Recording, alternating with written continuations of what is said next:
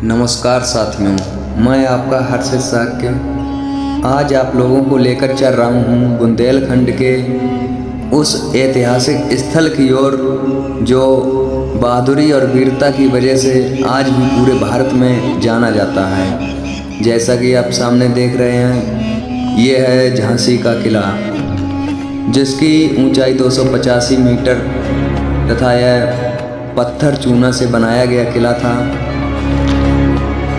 झांसी का किला 1613 ईस्वी में ओरछा के बुंदेला राजा वीर सिंह जूदेव ने बनवाया था। यह किला बंगरा नामक एक ऊंची चट्टान की पहाड़ी पर स्थित है। यह बुंदेलखंड के सबसे मजबूत और महत्वपूर्ण किलों में से एक माना जाता है। जैसा कि आप यहाँ पर देख पा रहे हैं, ये इस किले के अंदर प्रवेश करने का मुख्य द्वार है। नीचे की तरफ आपको यह पूरा शहर दिखाई दे रहा होगा। इस किले में प्रवेश करते ही बहुत ही ऊंचाई पर चढ़ना पड़ता है, और जैसा कि अभी हमने आपको बताया, ये एक चट्टानी पहाड़ी पर स्थित है जिसका नाम बंगरा था, और पूरा शहर का दृश्य यहाँ से दिखाई देता है। साथ में ही यहाँ पर गंगाधर राव राजा थे।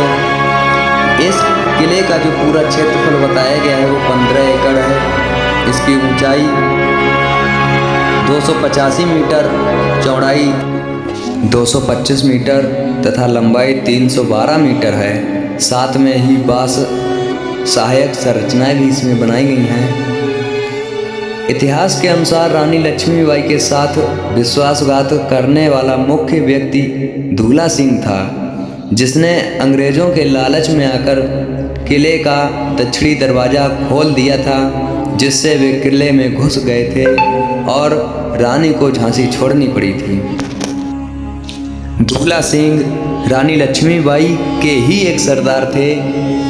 इस पूरे किले को घूमने और देखने में आपके 3 से 4 घंटे लगते हैं। इस किले में प्रवेश के लिए कुल 10 गेट बनाए गए हैं। जैसा कि आप लोगों ने देखा, हम जिस गेट से प्रवेश कर रहे थे वह मुख्य गेट बोला जाता है। यहाँ से आप यहाँ की सुंदरता का चित्रण देख सकते हैं। साथ में ही इतनी ऊंचाई है, आप खुद ही अंदाज़ा लगा सकते हैं। यहाँ पर ऐतिहासिक कुछ चीज़ें भी रखी हुई थी। ये मुख्य गेट पर हम आ चुके थे। नाइट शो के लिए हम लाइटें भी बहुत अच्छी व्यवस्था में लगी हुई थी। साथ में ही अंदर जैसे ही हम लोगों ने प्रवेश किया, ये कुछ कोठरियाँ दिखाई दे रही हैं। इन्हीं को 22 सहायक संरचनाएं बोली जाता है। और हम आगे की ओर बढ़ते हैं, आपको लेकर चल रहे हैं उस स्थान पर जहाँ से रानी लक्ष्मीबाई ने अपने पुत्र को अपनी पीठ से बांधकर और अपने घोड़े के साथ में छलांग लगा दी थी। पहुँचने वाले हैं उस स्थान पर और दिखाते हैं आपको। इसमें विशेष रूप से कमरों की निश्चित संख्या का कहीं भी उल्लेख नहीं मिलता है, लेकिन इसके भीतर प्रमुख इमारतें 12 तारी, पंचमहल, काल कोठरी, गणेश मंदिर, शिव मंदिर आदि स्थित हैं। साथ में ही आप देख सकते हैं बैठने और आराम करने की भी उचित व्यवस्था है। फाइनली हम आ चुके हैं उस पॉइंट पर जहाँ से रानी लक्ष्मीबाई ने अपने घोड़े से अपने बेटे के साथ में छलांग लगाई थी। यहाँ पर उनके लिए ये स्मरणीय चिन्ह भी बनाया गया है। यहाँ से आप ऊंचाई का अंदाज़ा स्वयं ही लगा सकते हैं। पूरे झांसी शहर यहाँ से दिखाई दे रहा है, और यहाँ से थोड़ा और आगे लेके चल रहे हैं आपको। यहाँ से देख सकते हैं आप लोग किस प्रकार से कितनी ऊंचाई पर ये स्थित है। आप इधर खाई की तरफ देखिए और अंदाज़ा लगाइए इतनी ऊंचाई से कैसे छलांग लगाई होगी।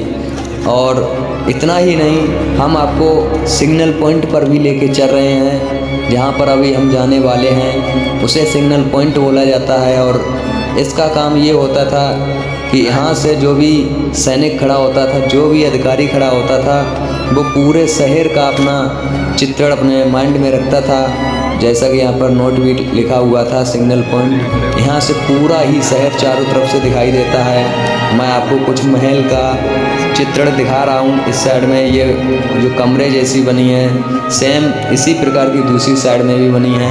और ये जो बिल्डिंग है इसका फ़िलहाल हमने जिक्र नहीं कर पाया है। और हम आते हैं फाइनली सिग्नल पॉइंट पर।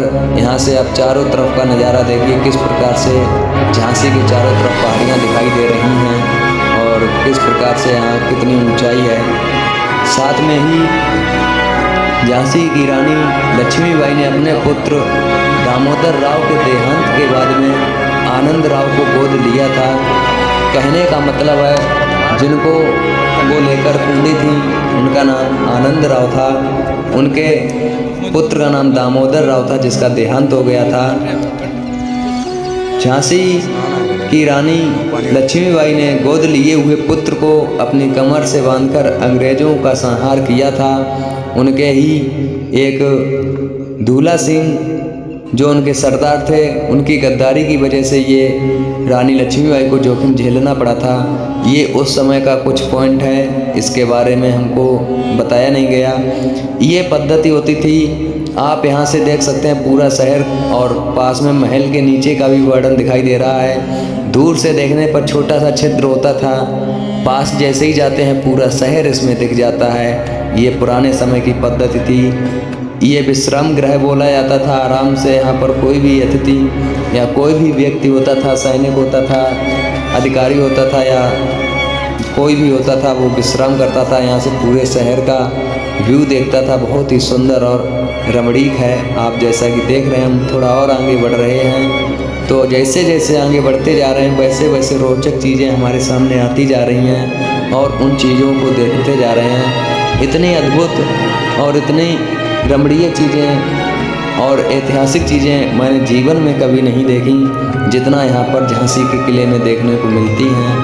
पूरा शहर का व्यू एक ही किले पर चढ़कर चारों तरफ का पूरा झांसी दिख जाना बहुत ही आश्चर्य की बात है। उसी क्रम में हम और हमारे साथी आगे की ओर बढ़ते जा रहे हैं, एक से एक अंदरूनी चीज़ें देखते जा रहे हैं और ऐसी चीज़ें यहाँ का ही कोई व्यक्ति मिले वही हमको अच्छे से बता सकता है या कोई पुराना इतिहासकार मिले जिससे ये सारी चीज़ें स्पष्ट हो सकें। जिधर भी बढ़ते हैं उधर ही एक नया कक्ष, एक नया रूम दिख जाता है। जिस भी रूम में जाओ एक नई रोचक कहानी उसकी अलग आती थी सामने। हम जहाँ पर अभी हैं उसको आप देख रहे होंगे। यहाँ पर इस साइड को शस्त्रागार बोला जाता था। यहाँ पर लड़ाकू जितने भी शस्त्र होते थे वो रखे जाते थे और देख सकते हैं बाहर से कितनी ही मजबूती से ये किला बनाया गया था। और यहाँ पर सिग्नल बोर्ड में भी लिखा हुआ था, उसी निर्देश के अनुसार भी पूरा किला हम भ्रमण करके आते हैं और वापस उसी जगह पर आकर बैठ जाते हैं जिस साइड से हमने प्रारंभ किया था। और पूरा घूमने के बाद में दूसरी साइड से हम यहाँ पर आ जाते हैं और यहाँ से बाहर निकलते हैं। बाहर निकलने के बाद में जाएंगे अपने घर। Tata, thank you, bye bye.